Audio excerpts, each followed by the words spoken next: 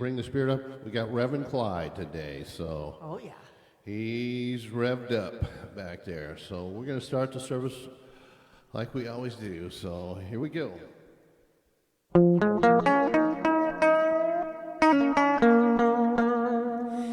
This is the day that the Lord has made. I will rejoice and be glad in it. This is the day that the Lord has made. I will rejoice and be glad in it. This is the day, a day to be seized, yeah. A day I can feel my spirit set free. Yes, this is the day. It's time to fly higher and higher up in the sky. This is the day that the Lord has made. I will rejoice and be glad in it. This is the day that the Lord has made. I will rejoice and be glad in it. This is the day all my dreams come true. Can feel the Spirit working its way through. Yes, this is the day. It's time to fly higher and higher up in the sky. This is the day that the Lord has made. I will rejoice and be glad in it. This is the day that the Lord has made. I will rejoice and be glad in it.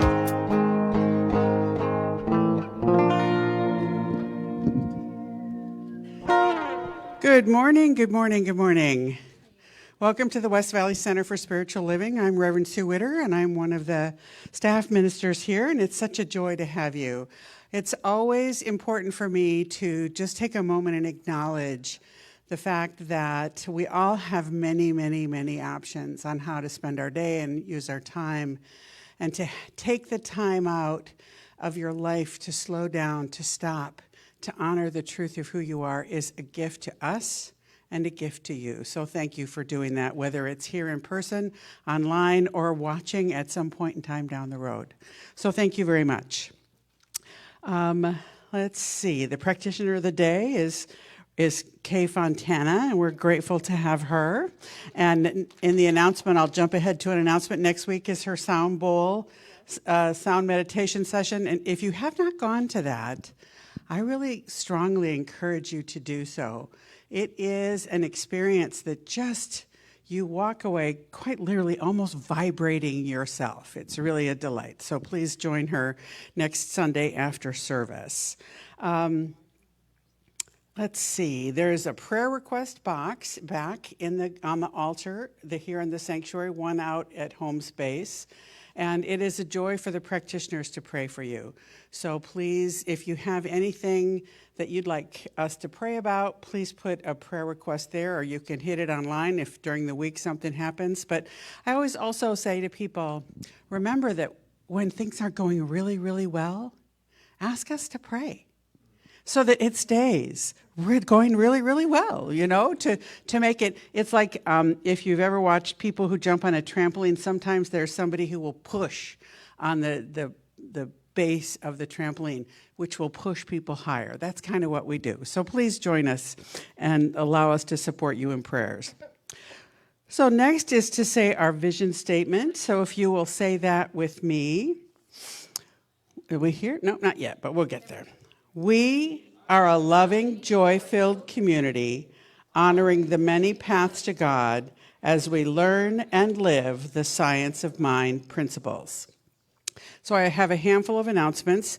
One is that the annual meeting, our annual business meeting is coming up, and we have a logistical requirement to make sure this gets announced. So it's been on our announcements, it's been in the newsletter. It's coming up on Sunday, February 19th after service. And it's an important time to stop and take a look at the business of the center and the fact and how we're being stewards of our resources here at the center.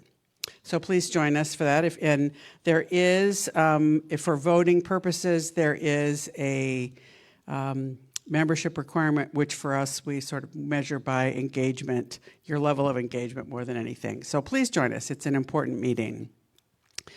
Let me see. Reverend Susan Peterson has an 8-week class called Meditation is More Than You Think. It started last Thursday, but you can still join. It's a great class. If you struggle with the concept of meditation, thinking that it has to be being still and emptying your mind, it's so much more. So Meditation is More Than You Think is a great title. And lastly, please join us for the 40-day prosperity spiritual practice every evening from 6 to 6:30. Different people are responsible for different series. So this next, now it would be 7 days are mine. So I'll be there. So please join us. And then after that, Kay will wrap up. Reverend Susan? Reverend Susan will wrap up the 40-week prosperity series. The fourth set. All right. Well, see, just don't let me do anything sometimes. Check the email. Yeah. It's going on for 40 days. Yeah. It's really good. It's the Little John Randolph Price book, and I will tell you, I love it. Even though we're looking primarily at the 40-day prosperity plan, there is so much in that little tiny book. It's small in stature and not even that many words, but it is action-packed. So join us, please. New thrift store hours, many more announcements. So if you picked up a program, here's all the announcements that are fit to print. And so please, now at this point, it's time for us to stop, settle in, go within, and the Bradfords will allow us to center with beautiful music.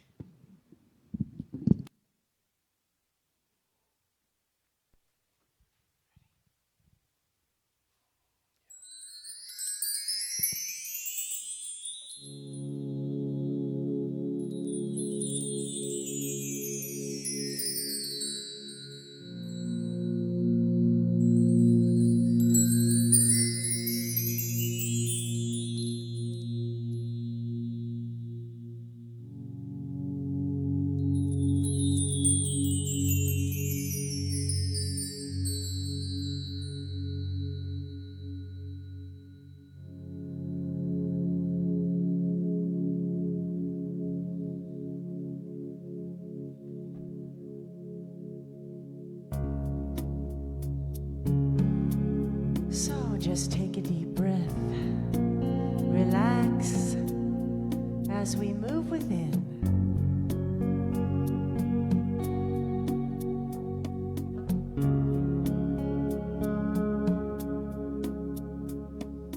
I will make a quiet place within my heart, and I will wait upon the Lord. Wait upon the Lord. Be still, my soul, be still. Be still, my soul, be still. Be still and know.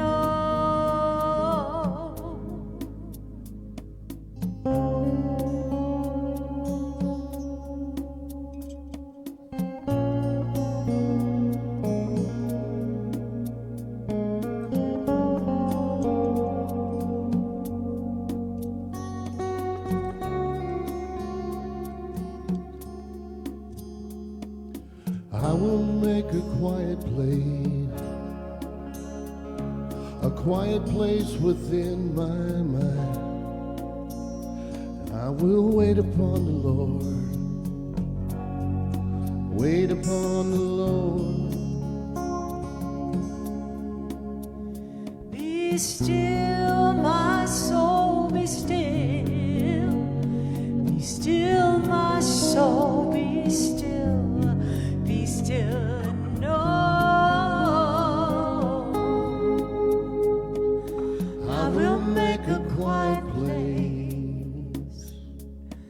a quiet place within my life, and I will wait upon the Lord, wait upon the Lord.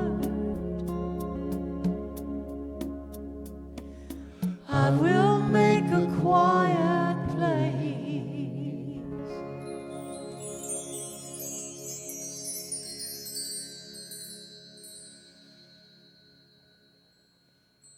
Be still and know. Be still and know that God is right here, right now, in this place. That God, the essence of love and joy and peace and abundance and prosperity and all that is good, that God is right here, expressing in each individual, expressing in each thing, place, person, and animal in this universe. It is all God. And that God, that is that expression of all that is good, is within each one of us, as we are divine beings. We are one with that divine sweet spirit. That God that is all there is, that lives in, through, and as us right here, right now. And on this beautiful Sunday morning in the West Valley Center for Spiritual Living, I know that each one of us here is that divine expression of God. And I'm so grateful for each one of us here and those watching online and those who cannot be with us right now. That each are expressions of that perfect being, that sweet spirit. And I speak a word of blessing for all of those, for everyone. And for the Bradfords, knowing that their beautiful music touches our hearts and souls, that beautiful harmony that they exquisitely present to us is divinely perfect. And for all those in service today, knowing that they are at the right place at the right time. And for Reverend Clyde, knowing that he speaks the word of God that effortlessly flows through him, that his message today is absolutely perfect, and that we are here to receive the absolute perfect nugget of information that we can take home and use and spread around. And for all those from other faith traditions, knowing that there are many paths to the one God. And I'm so grateful for this day. And with that gratitude, I release my words into the law, knowing that it is already done, already so, and together we say, and so it is. My reading today is from The Untethered Soul, The Journey Beyond Yourself by Michael A. Singer. And so he states in the chapter called Removing Your Inner Thorn. The spiritual journey is one of constant transformation. In order to grow, you must give up the struggle to remain the same and learn to embrace change at all times. One of the most important areas requiring change is how we solve our personal problems. We normally attempt to solve our inner disturbances by protecting ourselves. Real transformation begins when you embrace your problems as agents for growth. In order to understand how this process works, I'm going to skip ahead to the very end, where he continues to say, if you sit within the self, you will experience the strength of your inner being, even when your heart feels weak. This is the essence of the path. This is the essence of the spiritual life. Once you learn that it's okay to feel inner disturbances and that they can no longer disturb your seat of consciousness, you will be free. You will begin to be sustained by the inner energy flow that comes from behind you. When you have tasted the ecstasy of the inner flow, you can walk in the world and the world will never touch you. That's how you become a free being. You transcend. So let's take a moment to contemplate those thoughts.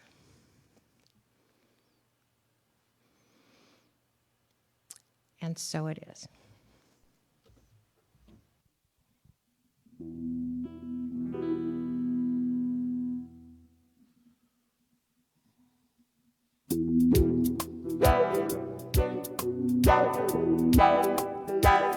There's only one life. That life is God's life. That life is perfect. That life is my life now. Sing that with me.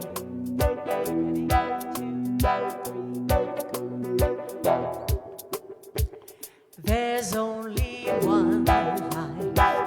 That life is God's life. That life is perfect. That life is my life now. There's only one life. That life is God's life. That life is perfect. That life is my life now.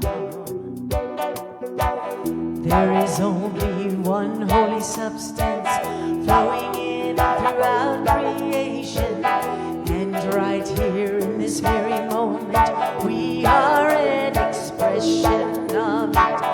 We are a beloved expression, born of perfection.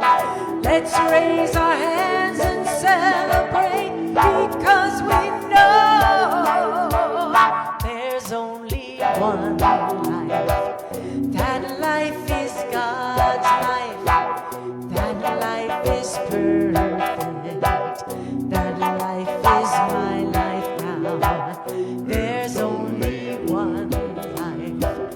That life is God's life. That life is perfect. That life is my life now. That life is my life now. That life is my life now.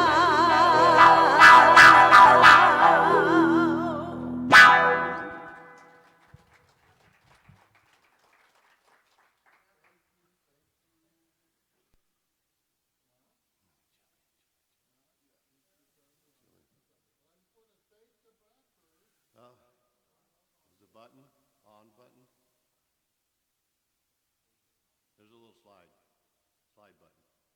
Yeah, give it a go, give it a go.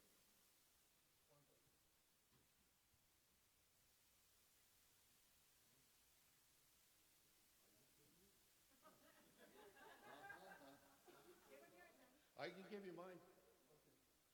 It was just working. Okay, I'll get you fixed. Oh, there it is.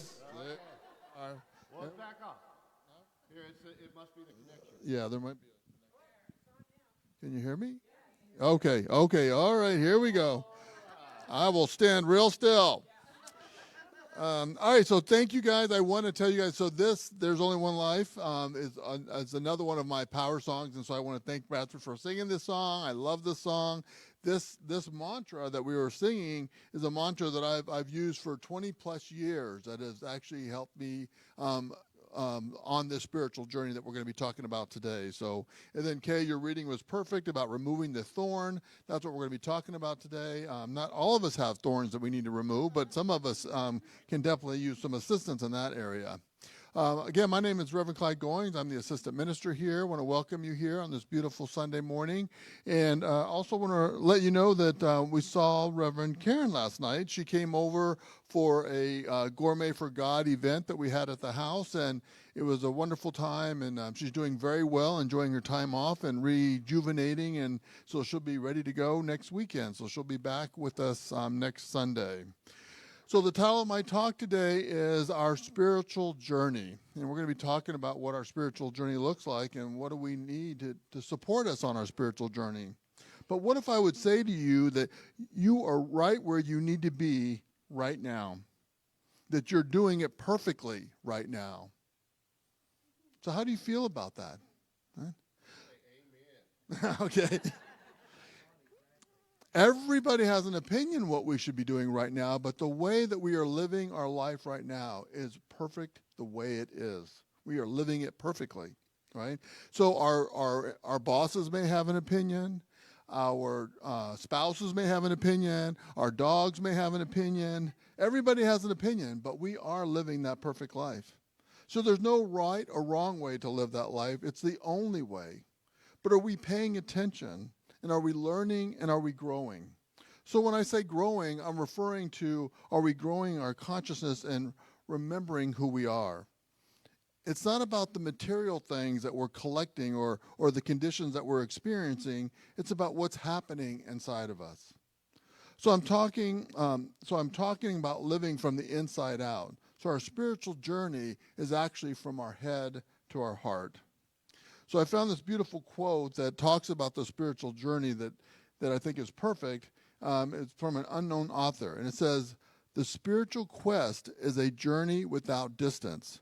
You travel from where you are now to where you have always been."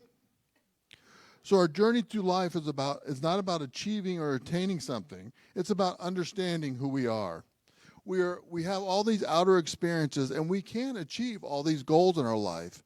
But the real journey is about what we're experiencing. It's not about the destination.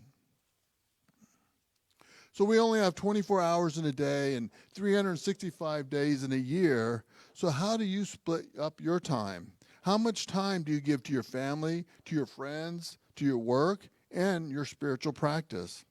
So our spiritual journey is not about sitting on a yoga mat for 20 hours a day out of the 24 hours.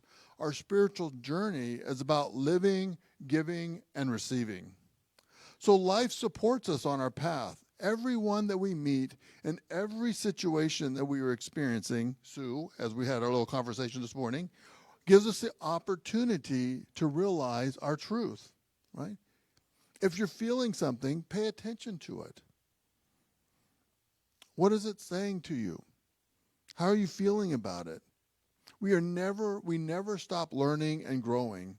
And can we be gentle with ourselves and with other people as we live and grow together? So I asked Mark if I could use him in this beautiful example about how life nudges us to grow. So Mark and I, one of the things I love about our relationship is every night we sit down at the dinner table and we have dinner together. We make dinner, we have dinner, we clean it up together, and it's all done. But we sit down every day at the dinner table, and that's what we've always done in my family when I was growing up as well. And so one of the things that we do is we talk about our day, and I always ask him, how was your day? And he talks about his day at work. He works in the healthcare. And for the longest time, it was not going well, we'll just say. And so when I say life nudges us to grow, when life nudges us, it's about questions, when we're questioning ourselves or when we're complaining about things, right? So when I say when we question something, I'm not saying that we ask ourselves, oh, how do, ask one question. I'm saying when we ask the same question to ourselves over and over again, or we're asking our questions to our spouses or our family members or even to our pets, right? The same thing about complaining. When we're complaining to ourselves over and over again, we're complaining to our friends and our families and our pets, that's something to pay attention to. That's life nudging us. So we're sitting here at our dinner table, and I'm going to have to say for about a year, Mark was he was sharing about his job, and he was not happy about the situation of where he worked at, the people that he worked with. It was just challenging for him, right? And we had conversations, and every day I would ask him, and it would be a little bit of the same story, but we kept asking, and we kept on sharing the story. And then I started engaging him and saying, hey, what about looking for another job? Going to work someplace else. He's been doing it for 20 years or so he's got the experience. He could work anywhere, right? And he was like, no, I don't want to leave my job. And I'm like, okay, we'll keep having this conversation, right? So, and this is how I'm supporting you right here and right now, right? And one day he said that he was looking. He went out there and looked to see what other kind of jobs were out there. He made the decision to open up to something differently. Not even a month later, he has a new job. So he started a new job in 2025 in a brand new position, same company, same hospital, even in the same department, but it's a completely different position within his company. And that's how life works. So when life nudges us, are we listening? to those nudges. Because we're the ones that are complaining. We're the ones that are questioning. So again, are we listening to ourselves? So if you don't get if that doesn't get your attention, then life will hit you with a 2x4, right? So when you get hit by a 2x4, an example of that spiritual 2x4 is you could lose your job or you could end a relationship. What happens is that we get catapulted into a completely different situation now, and we have no choice but to live in a different way. And a lot of times that can be scary, it can be painful, but we have no choice. But life is still supporting us. So about 15 years ago or so, when I was living in Dallas, I had a job, and I've shared this story before. I had this job, and I did not like the company, or I've been working for the company, and I didn't like the department that I moved into. And I thought I would like it because I thought I liked my boss. I thought he was a cool guy, and I wanted to work for him. Come to find out, I didn't like him. I didn't respect him, and I didn't really care for the people that I worked with.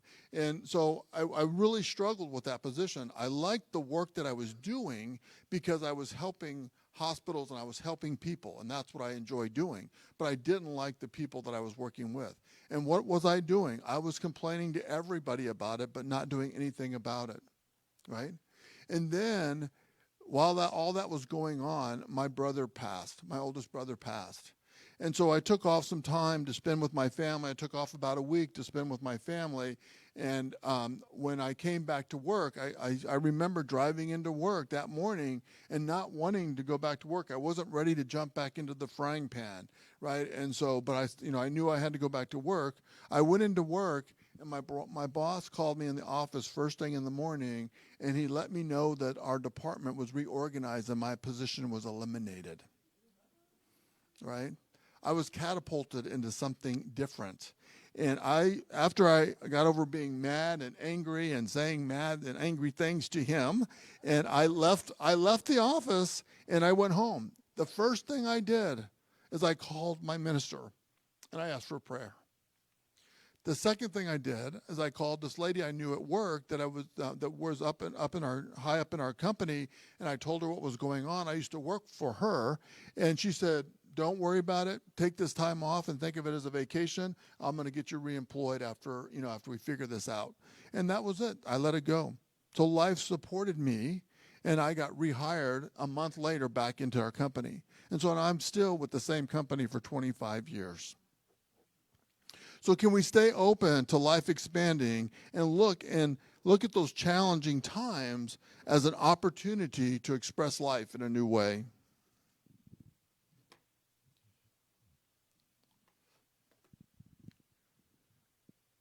So sometimes on our spiritual journey, our life, it looks like a roller coaster ride. So you have your highs and your lows, or sometimes it's even spinning out of control. Well, when that happens, this is an opportunity to step up our spiritual practice. Because what does our spiritual practice do? Our spiritual practice anchors us in our truth, right? That's what spiritual practice does for us. And if that's not working, if you still need more support, then pray with the practitioner. When you pray with the practitioner, or if you have a prayer partner, praying with a prayer partner, the prayer reminds us of our truth. And then finally, can we stay open to what life is reflecting back to us, right? So can we move in the direction of more joy, more peace, and more harmony in our life? So are you getting a nudge from life? Are you getting head over the head with that spiritual 2x4? So we're making decisions all the time, every day. So there's no wrong decisions. There's only opportunities for you to learn and grow. So Spirit is guiding us if we stay open and pay attention to what we're saying and how we're feeling. So every fork in the road moves us in one direction, and you can go down the path, but then we can decide if we don't like what we're experiencing, we can come back and go down a different path. Every decision that we're making in the past has led us to this very moment right here and right now. And then finally, I love the phrase, when one door closes, another door opens.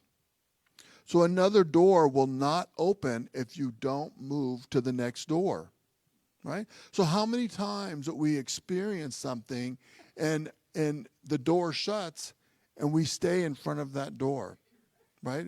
And we feel the pain of it, or we feel that we're victims, or we feel helpless. All we have to do is step aside to the next door and allow that door to open. And usually when those doors shut, that's usually going to be that spiritual 2x4 hitting us upside the head, letting us know that we need to do life differently. So we need to feel the feelings and stay open to the possibilities. Remember the quote that I read last Sunday that I have on my desk. When nothing is certain, everything is possible.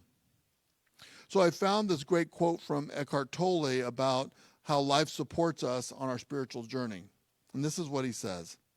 Life will give you whatever experience is most helpful for your evolution of your consciousness.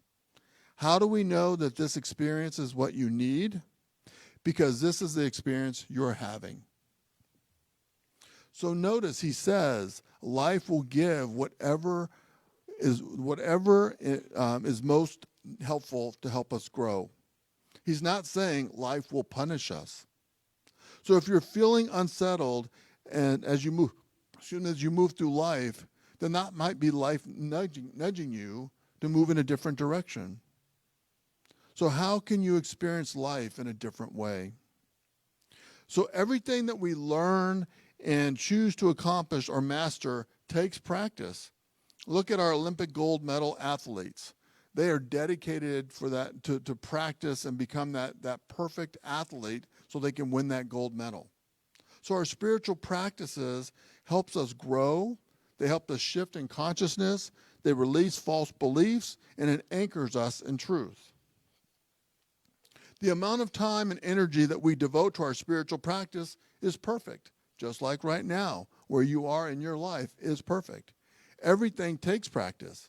So eating right, exercising, managing your money, having a relationship. Life is about the journey and not the destination. So there's no wrong or right answer. Our life is unfolding perfectly. Spirit birthed us into life, and we have been learning and growing ever since. So your life today is based on all the decisions and actions from the past. If your life or your spiritual practice today, right now, is shaping your future experiences. So what do you want to experience more of? Or what do you want to release?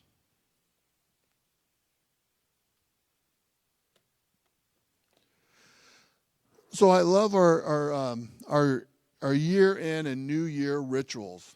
Reverend Sue does an incredible job of creating a container for us to reflect and honor our intentions for our lives. So the burning bowl ritual that we do every New Year's Eve allows us to reflect on the past year and release anything that does not support us. And then the first Sunday in January, the ritual allows us to set intentions for the new year. And a very simple practice is pay attention to the intention throughout the year. So every year that when we set those intentions, or we get those cards, or the White Rock experiment ritual as well, I always keep that on my desk or my nightstand to remind me. So my word that I pulled personally, which was really interesting, was relax. So I don't know I'm still trying to figure that one out, but but I'm paying attention to it, right? So can we look at these two rituals as a spiritual practice that allows us to reboot our lives every year? So as I was reflecting back on my spiritual journey of my past and my present, and I can recognize my spiritual practices, how my spiritual practices help me evolve and grow spiritually. So like many people, when I first came into Science of Mind about 30 years ago, I felt broken and damaged, and I was really struggling with life itself. And so my first real shift in consciousness, my first growth in spirituality was forgiveness. And I've shared this before, is that when I was younger, very young, I was sexually abused as a child. And so when I was young, I always I had the belief for the longest time that any child abuser should die. And there was no questions asked. And that's what I believed. right? Well, and then I got introduced to religious science. And when I first started taking classes, I started going to church. I'm like, wow, I feel supported. I'm learning new stuff. And I was in love with everybody. I love everybody, right? That's how I was feeling when I first started taking the classes and everything. And then what happened is I met this guy, and we started to get to know each other. And through this time of getting to know each other, one day he shared with me that he actually had abused his stepson from his relationship his marriage that he was in. And it shocked me, talking about a spiritual 2x4. Okay.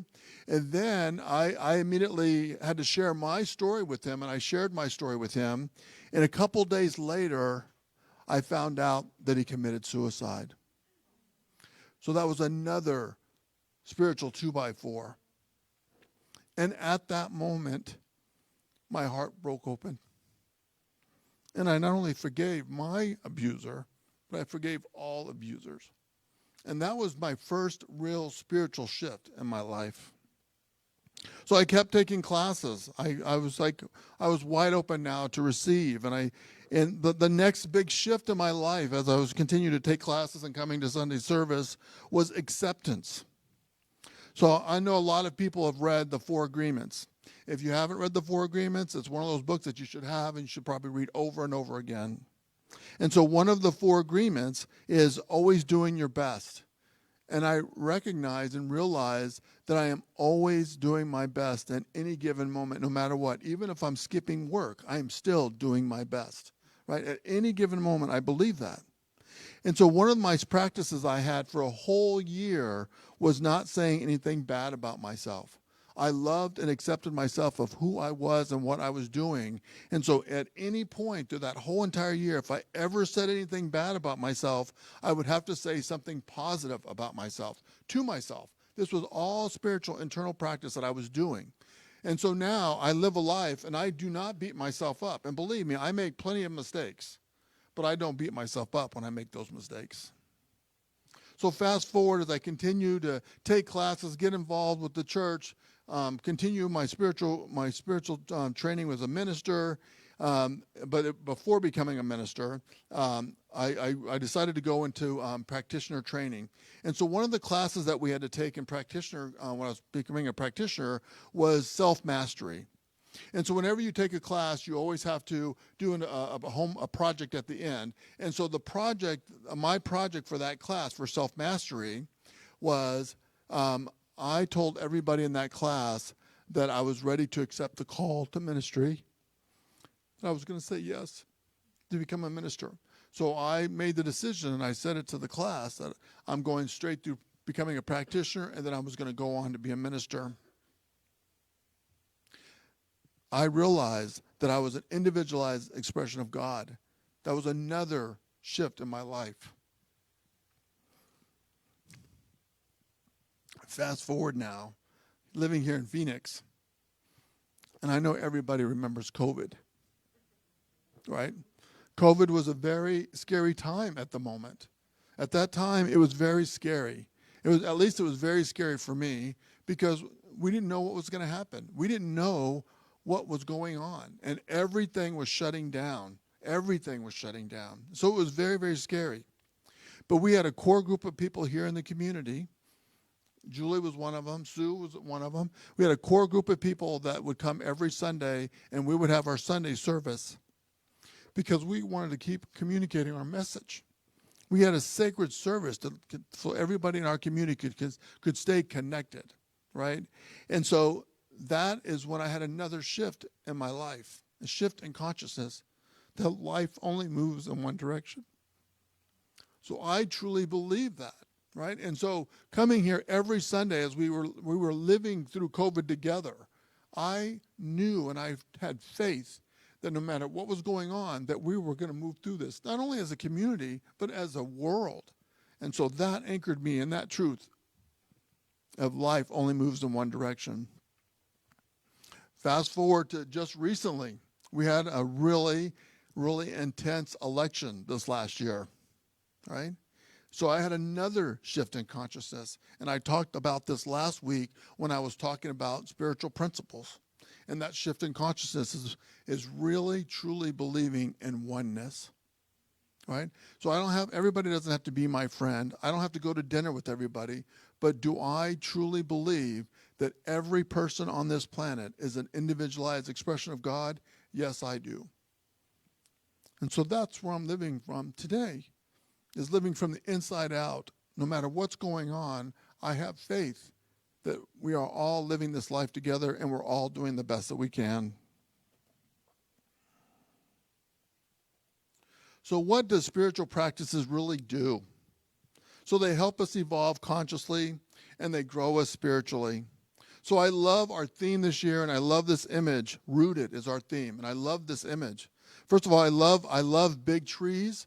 I don't know if you've ever been to Sequoia National Park. Mark and I went to go see General Sherman a few years ago, and General Sherman is, 2,300 to 2,700 years old.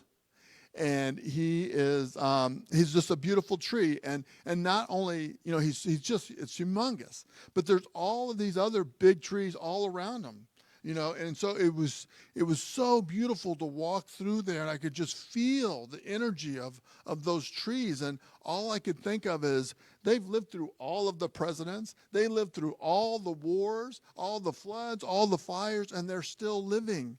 Right, and so it's the power of those trees were just beautiful, and then of course the roots is what keeps the tree growing, and it anchors that tree in the ground.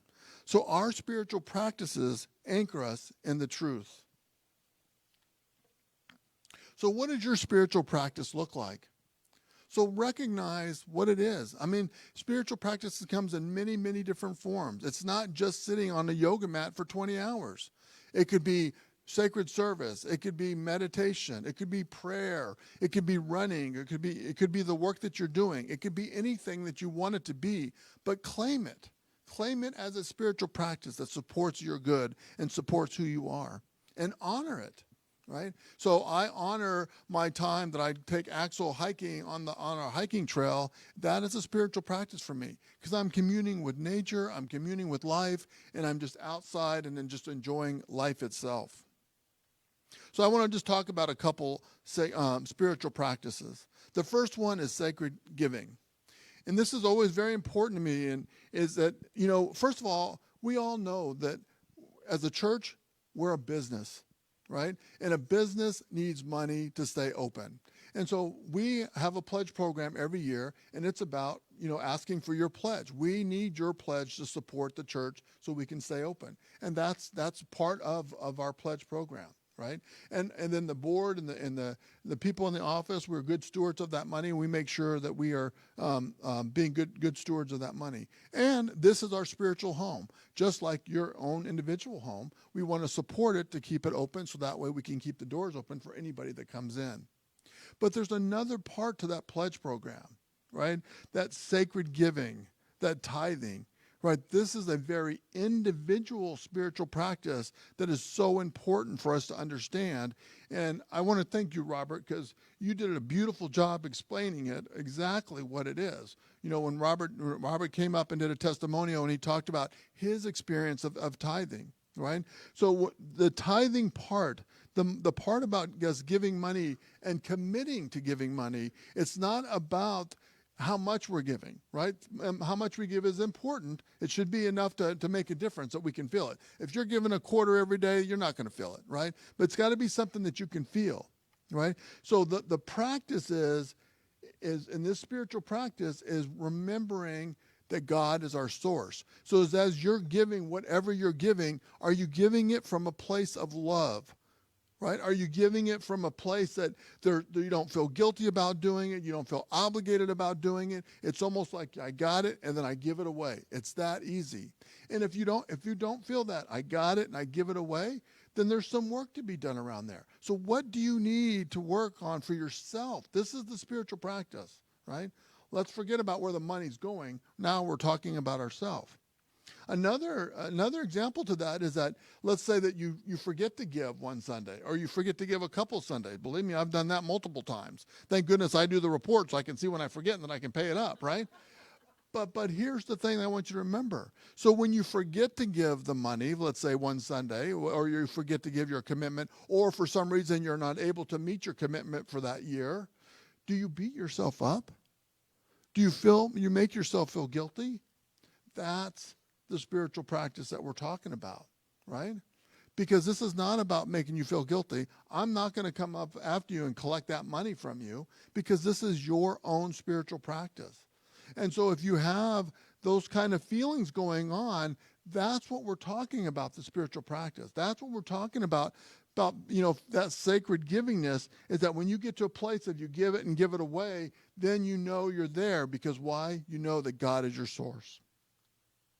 So sacred service, giving our talents and our services, this is we can do it here, volunteering, sacred service, volunteering, right? So the one thing I love about, and I always say this, is about sacred service, volunteering, is this is the place where you can learn and grow, because when you volunteer and do something, everybody loves you for volunteering, and so you can make mistakes, right? So this is an opportunity to try things in different areas, not only here at the church, but there's many organizations out there, right? But this is the way that for you to learn and for you to grow and experience life in a new way. And because you're volunteering, you automatically get love coming back to you. That's the beautiful piece about it. But here's the other thing I want to share with you, because I've experienced this myself, and I've heard this talking with other people, is that I've heard, and I've said this to myself, well, I'm going to only tithe this amount of money because I volunteer, so many hours a week at the church. So that kind of makes up for it. No, it doesn't.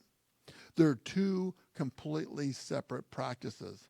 Spiritual giving is about giving of yourself and receiving that love in return. Your tithe spiritual practice is about knowing that God is your source, right? And so if you have that dialogue going on in your head, then that's something you need to look at and talk about. And I'm available if anybody wants to discuss. I'm open to talk about that. But don't confuse the two, because they're not the same thing. And sometimes we're fooling, and this is what I was doing for myself. It's like, I'm up there like 15 hours a week, so I don't need to give any more money, because they're getting all my money through my time, right? But when I learned there's two separate things, that shift happened for me automatically. So it allows us to be in the flow of life, right? It allows that God is our source, and so we are here to receive, and we're here to give. So giving is very easy for me. I give of my time, my talent, my treasures, and I enjoy giving. I'm a giver, and I enjoy it. My growing edge was receiving. And a lot of people, a lot of times, their growing edge is receiving. And so my growing edge has always been receiving. And I had to learn first how to receive from myself. Right? To tell myself it was okay if I wanted to buy something, not because I needed it, just because I wanted it, right? And now I love Christmas.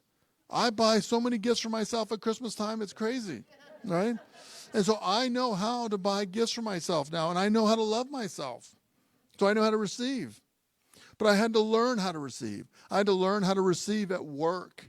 Right. So when I had a job and I was moving to another position, I'm one of those people that would just leave the next day, and I wouldn't even say goodbye, right? Because I didn't want people to honor me. I was just doing my job, right? But I realized my boss told me, no, you need to let people honor you and allow them to give to you. So your friends, right? Asking your friends for help and letting your friends help you and support you. We're all agents of God. We're all here to support one another. So we have to learn how to receive from our friends and be open to receiving. So my biggest growing edge for learning to receive was to receive love. So it's taken me 58 years to get ready to get married. And I'm engaged and I'm ready. So next is prayer. Spiritual mind treatment, we talk about this all the time. Everybody in this group here in the congregation and probably online as well, we know that spiritual mind treatment, it's not about asking God for anything. It's about reminding us of our truth. It's about aligning us with the truth of who we are. And when we align ourselves with the truth and truly believe that, that's where the demonstration comes in, right? Because then we're open to receive. But until then, we've got the work to do. So again, we have the 5 steps because the 5 steps help us align with that truth, and we have those demonstrations. Another form of prayer is affirmations. And affirmations keep us grounded, keep us centered in the truth. Like I said last week when I was talking about oneness, and that when you get triggered of something on the news or something that's going on, just remember the word gravity. Say the word gravity, right? That reminds us that gravity works the same for everybody all the time. It's no different than the spiritual principle of oneness, where it's the same, that we're all connected all the time. And another form of prayer, at least for me, is mantras and power songs. So again, I always talk about my power songs, and I love that the Bradfords have been singing those songs for me, and I actually listen to those songs on the way in. And I listen to those songs on the way in every time I'm going to talk on Sunday morning. I listen to them over and over until I get here. And because the way that the Bradfords sung the song last week, but I am the place where God shows up, I was telling them that this morning that my mantra has always been, there's only one life, that life is God's life, that life is perfect, that life is my life now. And because I needed that to remind myself of that truth, especially when I was going through some challenges. Well, I don't have those challenges anymore. And so I was telling them this morning, I'm releasing that mantra, and I'm changing my mantra to, I am the place where God shows up. That's going to be my new mantra going forward, because that's what I feel like, right? I am the place where God shows up. So the last one I want to talk about is meditation. So I know that we announced today that Reverend Susan is doing a meditation class, and in a meditation class, there's so many benefits of meditation, right? And there's so many forms of meditation. So the beauty about taking the class is that you learn the different forms, you learn the different methodologies, and you find one that works for you, right? A meditation for me is mountain biking. Because let me tell you, when you are mountain biking and you're on that trail, you have to focus on that path. It is very focused what you're doing, and you're staying in that present moment. And so I consider that one of my meditation practices. So take a meditation class that we offer, and you can practice mindfulness. So sitting, and I don't want to ever, moving meditation is what works for me, but sitting meditation is just as important. Right? So sitting still and allowing yourself to be still and connect with spirit. That is the important piece. And that the more that we do that, the more that we can quiet our mind. We're not going to stop it. We're not going to stop the chatter. But when we move away from, detach from the chatter, then we become centered, and then we can start experiencing those still moments within our meditation. That's when we start connecting with spirit. That's when we start getting anchored with God. And then I want to talk about visioning, and for 2 reasons. One, I consider visioning an advanced meditation, because it is advanced meditation, right? So you have to learn first to the practice of quieting your mind and being present, but what visioning does, it opens you up for that divine guidance. And I love visioning. When I first started visioning, I struggled with it, right? Because something would come into my mind, and I'm like, oh, that's not it. Right? And then it became very playful for me. And so I allow whatever comes into my mind when we're visioning, I write down. And then I love when we're after visioning and we go around the room and we share what we visioned about, and everybody gets to share their version of what they heard. Right? And then we do a collective exercise where we collect everybody's vision statements, and we look for themes in that. Right? And so, but what visioning does, it trains us, it teaches us to be open to spirit. So what do I do now? If I have something I'm working on, if I have something that I'm trying to change in my life, I just pose it as a question to life. I just pose the question and open up to receive. And I know and I trust that the answer will come to me. Now, the solution may not come to me, but the answer for the next step that I need to do towards that solution will come to me, and I believe it. So we offer all these classes, events. We have sound bowl healing. We have drumming. We have several book studies. You can pray with the practitioner. And, of course, our beautiful Sunday service. So what does your spiritual practice look like? Does it support your spiritual journey? Does it help you remember your truth? So I want to close with the quote from this book from Victoria Castle. The book is called The Trance of Scarcity. Stop holding your breath and start living your life. This quote reminded me of the importance of spiritual practice. And this is what it says in the book. We are what we repeatedly do. And so it is. Thank you.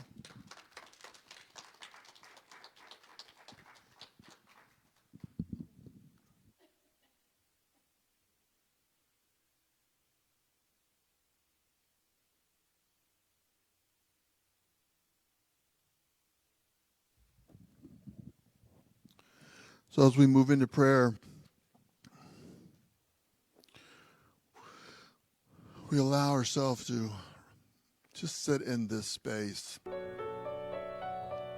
this loving space that we've created together as a community, this loving space that we experience that divine spirit right where we are,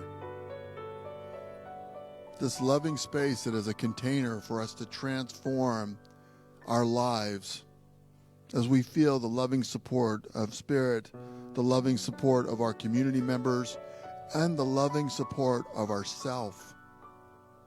What I know is that each one of us is that individualized, beautiful expression of God. Each one of us, right where we are, is living that perfect life. That perfect life. There's no question about it. And we stay open to life nudges. We pay attention to what we're saying. We pay attention to what we may be complaining about or talking about or desiring. Those are the life nudges of wanting us to express life in a new way or bigger way. And what we realize is that we are supported every step of the way in our life. That God shows up in so many ways, shows up in our friends, shows up in our experiences, shows up in our pets, shows up at work, and we stay open for that divine guidance. We know and we trust that the decisions that we make support the life that we want to live.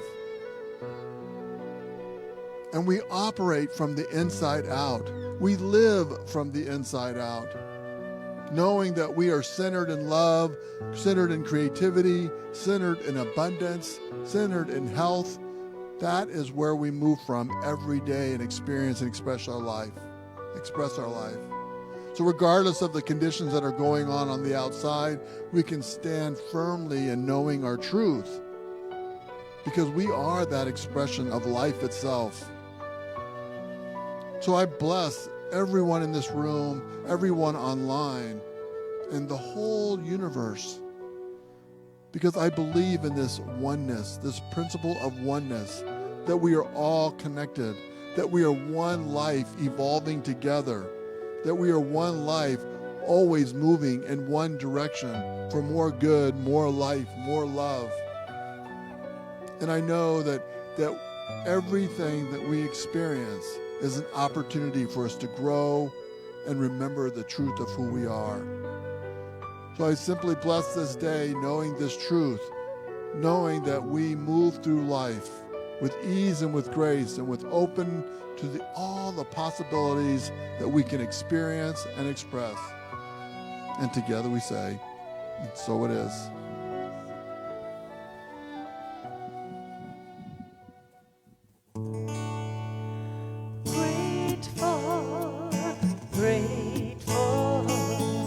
Grateful for all the love that I have. I am so grateful,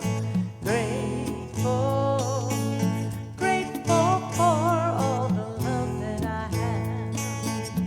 Everywhere I look and every face I see is love reflected, shining back to me.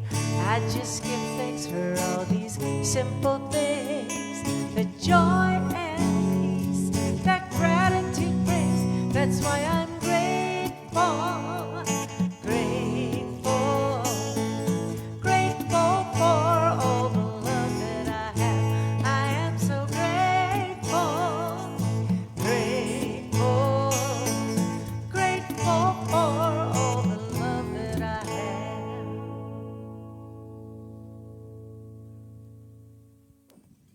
And indeed, we are grateful. Thank you, Reverend Clyde. That was absolutely delightful. I appreciate everything you said, and there's a lot of things that I'll be taking home, kind of chewing on, going, thank you. I am very grateful.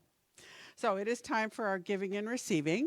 And if you will say the joyful giving affirmation with me, I live in a consciousness of good. Divine love blesses and multiplies all that I am, all that I have, all that I give, and all that I receive. Thank you, God. So as a reminder, we have a box on the way into Papke Hall, one back in the back, one out in the bookstore. And always remember, too, that we have an option to give. Is the QR code in the program, yeah? So if you don't have a program, you can grab one out. You can use a QR code because we're getting technologically hip, up to date, at least for me. Many of you are much hipper than I am and stuff like that. But also, like, I give through my bank that has it. I have a bill paying service, so I just include my gift every week, so I don't have to even think about it. I know when I say this prayer that I know that it's been done. So there are a lot of ways to give, and we appreciate and are good stewards of everything that you do give. So with that, I think we're good. I think we're ready for the song. Please rise for our last song.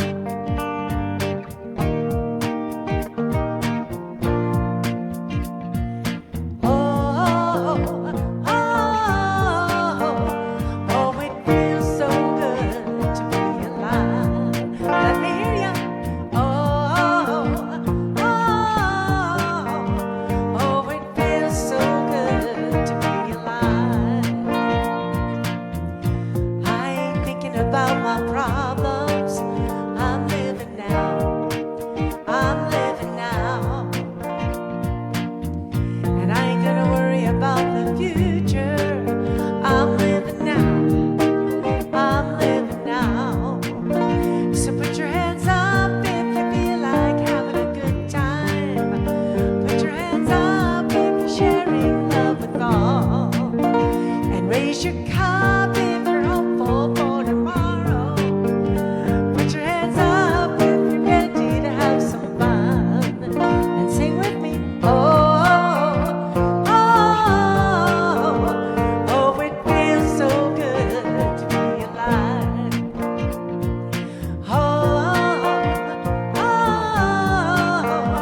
Oh, it feels so good to be alive. Feels good, don't it? Feels good, don't it? Only got one life, live in the moment. Feels good, don't it? Feels good, don't it? Only got one life, live in the moment. Feels good, don't it? Feels good, don't it? Only got one life, live in the moment. Feels good, don't it? Feels good, don't it? Only got one life, live. Oh, it feels so good to be alive.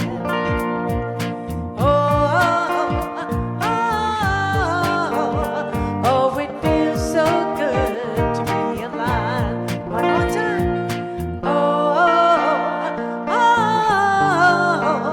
Oh, it feels so good to be alive. Woo! Yes, it feels good. So let's say our closing affirmation. Repeat after me. I am God expressing. And I stay open to the possibilities.